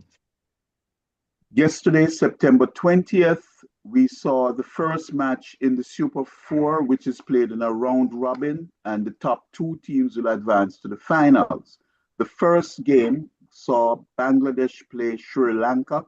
Bangladesh won the toss and elected to field first. Sri Lanka scored 168 for the loss of 7 wickets, with Dasung Shanaka, 64, and Kusal Mendes, 34, being the top scorers, as Mustafizur Rahman, 3 for 20, and Mahdi Hassan, 2 for 25, being the successful Bangladesh bowlers. Bangladesh responded by scoring 169 for the loss of 6 wickets. Saif Hassan scored 61, and Dawid Hilroy, 58, were the top scorers. Dasun Shanaka, 2 for 21, and Wanindu Hasaranga, 2 for 22, were the top bowlers for Sri Lanka. Bangladesh won this match by 4 wickets. Very exciting, nail-biting match with 1 ball remaining. The player of the match was Saif Hassan for his 61 and 2 catches that he held. The next match from the Super Four, which was played today, September 21st, saw India clashing with Pakistan. India won the toss and elected to field.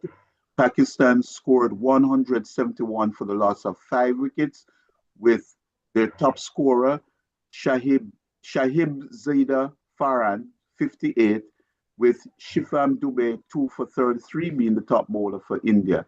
India responded always in control, 174 for the loss of 4 wickets, with Abhishek Sharma, 74, and Shubman Gill, 47, being the top scorers, and they shared an opening partnership of 105 from 59 balls to lay the foundations for India's chase, as Tiklak Verma chipped in with 30 not out, and the top bowler for Pakistan was Haris Rauf with 2 wickets for 26 runs.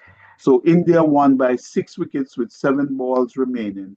Abhishek Sharma won the player of the match for his 74 runs scored off 39 deliveries. I will now swing over to the England tour of Ireland, and the first game was played September 17 in Dublin. England won the toss and elected to field. Ireland posted 196 for 3 3 wickets, with Harry Tector 61 not out, Lorian Tucker 55, and Paul Sterling 34. They were the ones who brought Ireland to that decent score. England responded, scoring 197 for the loss of 6 wickets, with the informed Phil Salt top scoring with 89, Graham Hume 2 for 36, and Matthew Humphreys 2 for 44 were the successful Irish bowlers. England thus won by 4 wickets with 14 balls remaining. The man of the match or player of the match was awarded to Phil Salt for his 89, which was scored off 46 deliveries with 10 fours and 4 sixes. And of course, the captain for England, Jacob Bethel, got his England captaincy off to a winning start. The second of the 3-game series, which was supposed to have been played on September 19th, the game was abandoned without a ball bowled. And so we come to September 21st, which was the third and final game. The toss was won by England and they elected to field first. Ireland posted 154 for the loss of 8 wickets, with Gareth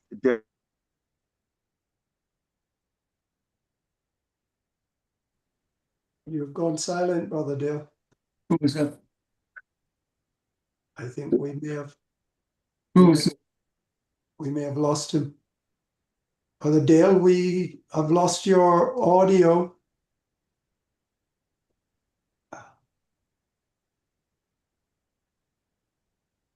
Okay, Brother Dale, we have lost your audio. Are you back with us? Yes, I'm back with you, sir. I apologize for that temporary breakdown. I will just run through it very quickly. The third match, September 21st. Yes. England elected to field first in this third and final game against Ireland, with Ireland scoring 154 for the loss of 8 wickets. Gareth Delaney, 48 not out. Ross Adair, 33 were the top scorers.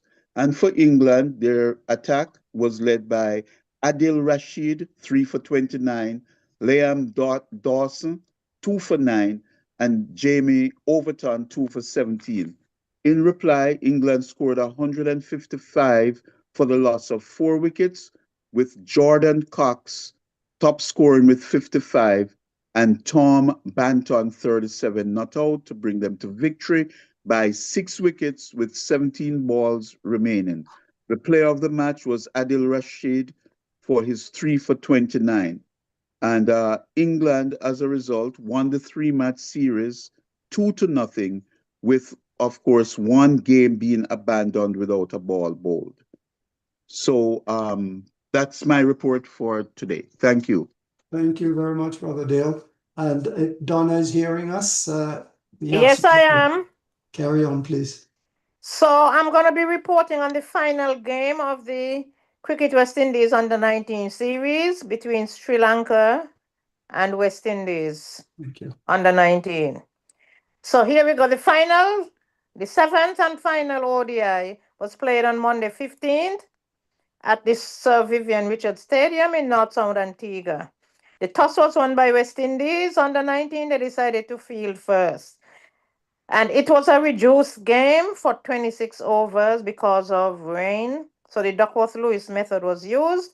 Sri Lanka posted a score of 180 for 5 in 26 overs with Vimat Dinsara, 58, top scorer of 39 balls. And the most successful bowler, Israel Morton, 3 for 30 from 5. And by the way, Israel Morton has roots in Nevis, okay? He's from St. Martin. Okay. West Indies Under-19, their turn at the crease. They got to 62 all out in 14.2 overs. A very poor showing from the West Indies Under-19. Maybe because they won the series already, I don't know. Joshua Dawn, he was the top scorer with 16. Nothing much to talk about. Kavija Gamage, he got 4 for 9 in 4 overs. Sri Lanka therefore won that final game by 130 runs via the Duckworth-Lewis method. West Indies under 19, they won the series 4-3.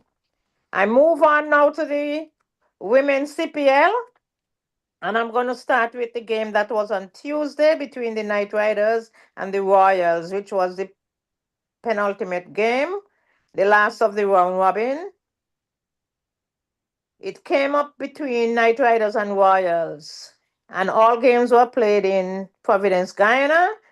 TKR won the toss. They decided to bat first. The Knight Riders, they posted a score of 148 for 8, with Jess Jonathan getting 71 from 52. More successful bowler Shamelia Connell, 2 for 33 from 4 overs. When Royals batted, they got to 149 for 3, with Chamari Atapatu, a brilliant 89 off of 71, and Shika Pandey, the most successful bowler, 2 for 19 in 3.1 overs. The Royals therefore won by 7 wickets with 5 balls remaining. The player of the match was Chamari Atapatu, and she hails from Sri Lanka. And that, at the end of the round robin, the Royals, they were unbeaten. And so therefore the finals was played on Wednesday the 17th between the Warriors and the Barbados Royals. A very interesting game. The toss was won by the Royals. They decided to field first. The Warriors, they posted a total of 136 for 3, with the top scorer being Amy Hunter, 29 from 36, and the most successful bowler, Shamelia Connell, 1 for 20 in 4 overs. The Barbados Royals, when they batted, they got to 137 for 7 in a nail-biting finish, with Courtney Webb getting 31 from 27, and the most successful bowler, Ashmini Munisa, 3 for 21 from 4 overs. The Royals therefore won by 3 wickets with 2 balls remaining, the player of the match being Ali Aline. And with that win, the Royals clinched the championship and clinched it unbeaten. I'll now move on to the Caribbean Premier League, the men, where on Sunday the 14th, we saw the Royals coming up against the Warriors. The toss was won by the Royals. They decided to field first, and Warriors posted a total of 189 for 6 in their 20 overs, with the top scorer being Shimron Hetmeyer, 68 from 39, and the most successful bowler, Sherfane Rutherford, imagine that, 2 for 35 from 3 overs. When Royals batted, they were skittled out for 125 in 18.2 overs, with the top scorer also being Sherfane Rutherford, 27 from 32, and the most successful bowler, Gudakesh Moti, with a 5 for 21 in 3.2 overs. The Warriors therefore won by 64 runs, with the player of the match being Shimron Hetmeyer for his 68 from 39 and 2 catches. On Tuesday 16th, this playoff started with the eliminator between Falcons and Knight Riders, the 3rd and 4th place in Guyana. The toss was won by the Knight Riders. They decided to field first, and the Falcons got to 166 for 8 in 20 overs, with the top scorer being Andres Holtz, 61 from 45, and the most successful bowler, Shurab Nechavalka, 3 for 23 in his 4 overs. And by the way, that was his first game, I think, because of the injured Mohamed Amir. Knight Riders, when they batted, they got to 168 for 1 in 17.3 overs, with the top scorer being Nicholas Puran for his unbeaten 90 from 53 balls, and Raheem Cornwall, the lone wicket taker, 1 for 50 in 4 overs. The Knight Riders therefore won by 9 wickets, with 15 balls remaining, with the player of the match being Nicholas Puran. On Wednesday 17th, we saw qualifier 1 between the top 2 teams, the Kings number 1 and the Warriors number 2 in Providence, where the toss was won by Kings. They decided to field first. The Warriors, they posted a total of 157, all out in 19.5 overs, with the top scorer being Ben McDermott, 34 from 27, with Tabraiz Shamsi, the most successful bowler, 3 for 33 in 4 overs. Well, everybody thought that was an easy game for Kings to win, but they never, ever made the grade. They were bowled out for 143 in 19.1 overs, with Carripier, imagine that, being the top scorer, making a 50 of 29 balls, and Gudakesh Moti, 4 for 30 from 4 overs. It was a very poor showing from the Kings. The Warriors, therefore, they won by 14 runs, with the player of the match being Gudakesh Moti. On Friday, 19th, we had qualifier 2 between the Knight Riders, who won the eliminator, and the loser of the qualifier, Kings. And this was also in Guyana. The toss was won by Kings. They decided to field first. And Knight Riders, they put up a very good total of 194 for 4 in their 20 overs, with Alex Hales getting 58 of 44. He started slowly, but then in the end, he was able to get a half century. Ruston Chase, he was the most successful bowler, 1 for 16 in 3 overs. The Kings, when they batted, they fell for 138 for 8 in their 20 overs, with Tim Seifert getting 57 from 40, and Usman Tariq, the most successful bowler, 4 for 35 in 4 overs. The Knight Riders, they won by 56 runs, with the player of the match being Nicholas Pooran for his half century from 32. That, therefore, brought us to the finals, which will be played later this evening at 8 o'clock between the Guyana Amazon Warriors and the Knight Riders, which is going to start at 8 o'clock, a few minutes from now. I now move on to the women's series between Australia women and India women that is being played in India. On Sunday 14th, we had the first ODI where India won the toss and decided to bat first. They amassed a total of 281 for 7 from their 50 overs, with Pratika Ral, 64 from 96 balls, and Megan Schutt, the most successful bowler, 2 for 47 in 7 overs. When Australia batted, they got to 282 for 2 in 44.1 overs, where Phoebe Litchfield was the top scorer, 88 from 80, and Sneerana, 1 for 51 in her 10 overs, the most successful bowler. Australia women therefore won by 8 wickets with 35 balls remaining. The player of the match was adjudged to be Phoebe Litchfield for her 88 from 80. On Wednesday, we saw the second ODI, where Australia women, they won the toss. They decided to field first. India posted a total of 292 from 49.5 overs, with Smriti Mandana, 117 from 91 balls, and Darcy Brown, the most successful bowler, 3 for 42 from 8 overs. When Australia batted, they fell for 190, bowled out in 40.5 overs. A very good bowling display from India. Annabelle Sutherland, she top scored with 45 from 42 balls, with Kranti Good, the best bowler, 3 for 28 in 9.5 overs. India won by 102 runs, with the player of the match being Smriti Mandani for her century, 117. On Saturday, 28th, yesterday, we saw the third and final ODI, which took place in Delhi, where Australia won the toss. They decided to bat first. Australia women, they put up a formidable total of 412 in 47.5 overs, being bowled out. Beth Mooney got a century, 138 from 75 balls. Very good hitting. Arundhati Reddy was the most successful bowler, 3 for 86 in 8.5 overs. India women, when they started the chase very well, way ahead, but then some perseverance and some persistence from the Australians pegged them back, and they fell for 369 in 47 overs, with Smriti Mandana scoring 125 in 63 balls, with the most successful bowler being Kim Garth, 3 for 69 from 9 overs. Australia women therefore won the game by 43 runs and also won the series 2-1. Thank you very much. That's the end of my presentation. Thank you. Thank you, Donna. We appreciate that. Thank you. No, Hyacinth have some results for us, some scores. Right, thanks. Okay, so I'm doing like the T20 International Series between Mozambique and what's it?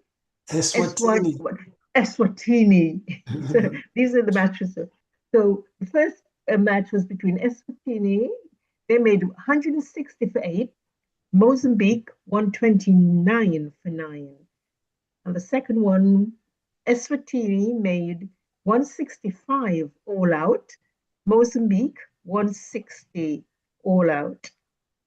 Now the third match, Eswatini made 182, 6. Mozambique 108 all out. In the fourth match, Eswatini made 222 for 4. Mozambique made the same, 222 for 4. So that was a tied match. But Eswatini won the super over. And then in the fifth and final match, Eswatini made 27 for 3. Mozambique did not bat. The match was abandoned, and they had no results for that one. So that's short and sweet for the international series. Thank you, Hyacinth. And of course, to wrap up this session, we'll have Leon give us what he can. Thank you, Dennis. Thank you, listeners. Namibian cricket team, they toured Zimbabwe. They played three T20s. The first was played on the 15th of September. Zimbabwe scored 211 for 3 from the allotted 20 overs, with Brian Bennett getting 94 from 51 deliveries, and Alexander Busting Bolsek got 2 for 43 from his 4. Namibia replied with 178 for 7, and John Nicol Lofty Eaton got 38 from 24 deliveries, while Sikandar Raza got 2 for 31. Zimbabwe won by 33 runs, and the player of the match was Foster Modziga of Zimbabwe. The Brian Bennett scored his 1,000th T20 runs in that match, and the toss was won by Namibia won the toss and elected to field. The second T20 was played on the 16th of September. Namibia scored 169 for 6 from their allotted 20 overs, with Jan Nicol Lofty Eaton got 47, while Richard Nagasba got 2 for 25 from his 4 overs. Zimbabwe replied with 170 for 5 in 18.1 over. Zimbabwe winning that encounter by 5 wickets. The longer Russia of Zimbabwe, the player of the umpire, while the player of the match was Muranning from Zimbabwe. Zimbabwe won the toss and elected to field. The third T20 was played on the 18th of September. Namibia, they scored 204 for 7 from the allotted 20 overs. Jan Pornick got 77, while Sikandar Raza got 3 for 25 from 4 overs. Zimbabwe replied with 176 in the 19.5 overs, and Sean Williams got 77 from 45, while J.T. Smith got 4 for 29, and Namibia got won by 28 runs, and the player of the match was Longan Rushke of Zimbabwe. Namibia won the toss and elected to bat, and looking Stonsley made his first T20 debut. Ryan Butt of Zimbabwe played in his 100th T20 match, and John Fossick recorded the fastest half century in 13 balls. Fastest half century in 13 balls. We turn our attention to the South Africa women who toured Pakistan, and they played on the 22nd of September. They played, no, let me go through that. And the first match was played on the 18th of September.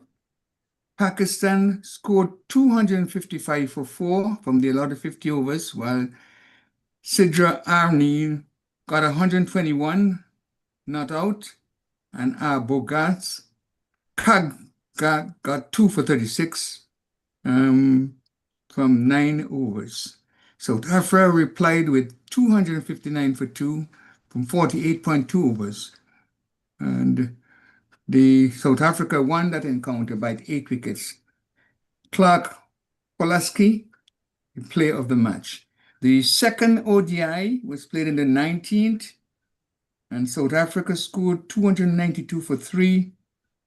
Tasmin Brits got 171 not out, 145 deliveries.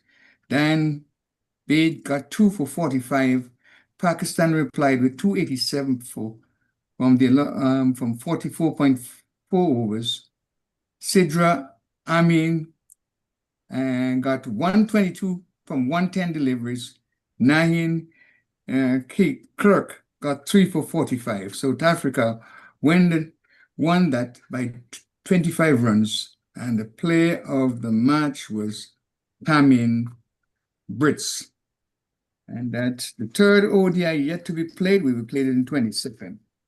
Just let me give you some additional information to have. The South Africa 20 saw Durham Super Giants. They picked up Sunil Narayan, while the Joburg Super Kings picked up Akil Hussain and Brandon King. Nicholas Pooran, the Mumbai Indians Cape Town, he was picked up as the captain. And Nicholas Pooran also was in that setup. He went to the same team. And the Pearls Royal saw Gudakesh Moti, and Pretoria Capitals, they saw Sheffern Rutherford and Andrew Russell. So those are the players who were picked up from those franchises. And the West Indies touring teams going to India. We do have the team. Ralston Chase, the captain. Leon, may I interrupt you there and say, can we save the West Indies team selection for next week? Because we are at the 8 o'clock hour. Yes, and yes, that's right. This is time for us to catch up on the opening session of the final. I apologize for that interruption there. I thank everybody for joining us. We did announce that we would be closing the show at this point in order to catch the final. Thank you all for joining us tonight. We look forward to your coming back next week, when we will do our best to pick up where we left off this week. I apologize for no birthdays and anniversary, but we'll try and make up for that next week. And of course, the Lawrence Rowe Hour is at least now, but we're closing out. Thank you all for joining us. See you all next week. Thank you. And all right. Have a good night. Good night.